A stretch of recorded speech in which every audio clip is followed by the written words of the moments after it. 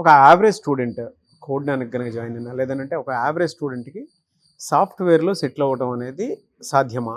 బేసిక్గా కంపెనీస్ చూసేది ఏంటి అంటే స్కిల్ ఎంత ఉంది అని చూస్తారండి.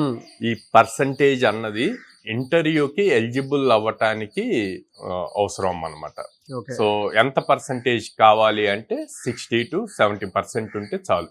ఈ యావరేజ్ పర్సంటేజ్ ఉన్న 95% ఆఫ్ కంపెనీస్కి ఎలిజిబుల్ అవుతారు ఇంటర్వ్యూకి. సెకండ్, ఇంటర్వ్యూ ఫేస్ చేయడానికి పర్సంటేజ్తో పాటు కమ్యూనికేషన్ స్కిల్స్ ఇంపార్టెంట్. బట్ కోడ్నాన్లో ఎవరికైనా సరే లైక్ డే 1 నుంచి కంప్లీట్ బేసిక్స్ నుంచి నేర్పిస్తారు.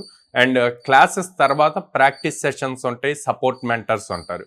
సో వీళ్ళకి ఏదైతే టాపిక్ మళ్ళీ రిపీట్ కావాలి అనుకుంటే వాళ్ళని కన్సల్ట్ అయితే వాళ్ళు మళ్ళీ ఎక్స్ప్లెయిన్ చేస్తారనమాట. సో అక్కడ ఆ ఇష్యూ కూడా లేదు. స్లో లెర్నర్ అయినా సరే మనం టేక్ కేర్ చేయగలం అండ్ మన మెంటర్స్ సపోర్ట్ చేస్తారు.